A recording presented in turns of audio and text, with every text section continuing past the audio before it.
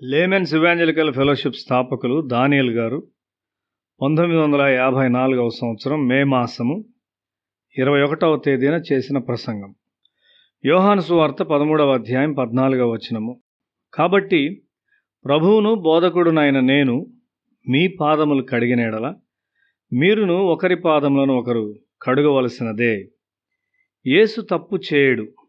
ఆయన వాక్యమును మనం పూర్తిగా అనుసరించగలము. దాని మీద పూర్తిగా ఆధారపడి దాన్ని చేయువాడు ఎన్నడూ నిరాశ చెందడు. ప్రభువు మీద నమ్మకముంచి ఆయన వాక్యమును అనుసరించువారు ఆనందించుచు దాని నిమిత్తము ఆయన్ను స్తుతిస్తూ ఉంటారు. వారు ఎన్నడూ నిరాశ చెందరు. వారు వారి జీవితమును పరలోకపు బ్యాంకులో పెట్టుబడిగా పెట్టారు. నా తండ్రి నాకిచ్చిన పనిని నేను పూర్తి చేశాను అని యేసు చెప్పాడు. తండ్రి యొక్క చిత్తమంతా చేయబడింది. మంచి పోరాటం పోరాడి తిని, నా పరుగు కడముట్టించి తిని, నా విశ్వాసము కాపాడుకొంటిని. ఇక మీదట నా కొరకు నీతి కిరీటం ఉంచబడి ఉన్నది. ఆ దినమందు నీతిగల న్యాయాధిపతి అయిన ప్రభువు అది నాకు మాత్రమే కాకుండా తన ప్రత్యక్షతను అపేక్షించు వారికి అందరికీ అనుగ్రహించును అని తిమోతికి రాసిన 2వ పత్రికలో 4వ అధ్యాయము 7-8 వచనాల్లో పౌలు చెప్తూ ఉన్నాడు. పౌలు తన జీవితాన్ని దేవునికి ఇచ్చాడు. దేవునికి ఇష్టమైన విధంగా జీవించాడు. కాబట్టి అతడు ఓటమిని అనుభవించలేదు. ఓటమి లేకుండుటకు ఒకే ఒక మార్గం ఉన్నది. క్రీస్తు మార్గములో అవమానములు లేక విచారములు ఉండవు. క్రీస్తు చిత్తములో జీవించు ఒక మనిషి తన జీవితమును వ్యర్థపరుచుకొనుచున్నానని ఎన్నడూ చెప్పడు. ఎందుకనగా అతని జీవితం అంతా అసలైన బంగారం. బంగారమునకు ఎక్కువ విలువ ఉన్నది. బంగారు ఆభరణములతో తృప్తి పడువారు నిరుత్సాహపడతారు. అయితే వారి హృదయముల చుట్టూ పరలోకపు ఆభరణములను ధరించుకుని స్త్రీలు ఉన్నారు. మనం ఆత్మీయ ఆభరణముల వైపు తిరగవలసి ఉన్నాము. మన ప్రభువు పని చేయుటకు మనము సమయమును వినియోగించాలి. మన జీవితం యొక్క అంతమున పరలోకపు గంటలు మ్రోగినప్పుడు మనము ఈ భూమిని విడిచిపెట్టి పరలోకం వెళ్ళవలసి ఉన్నాము. అయితే మనము దేవుని చిత్తమును, ఆయన మనకిచ్చిన పనిని పూర్తి చేయవలసి ఉన్నాము. మరణ సమయంలో, ప్రభువా, నా చెడ్డ మాదిరి ద్వారా నా కుటుంబము నాశనము చేశాను, ఆ విధంగా నేను నీ యొద్దకు వచ్చుచున్నాను అని మనం చెప్పుదుము. ఈ మధ్య ఒక ధనవంతుడు నిస్పృహ నిరాశతో మరణించాడు. ఎందుకనగా అతడు యజమానుని అనుసరించలేదు. నా బోధ క్రింద ఒకనాడు తన అపజయాలను గూర్చి గ్రహింపుగలవానిగా తయారయ్యాడు. అయితే అతడు నూతన జీవితమును వెదకలేదు.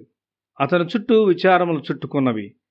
అతని రోగమునకు విచారములు తోడవటం వలన అతడు మరణించాడు.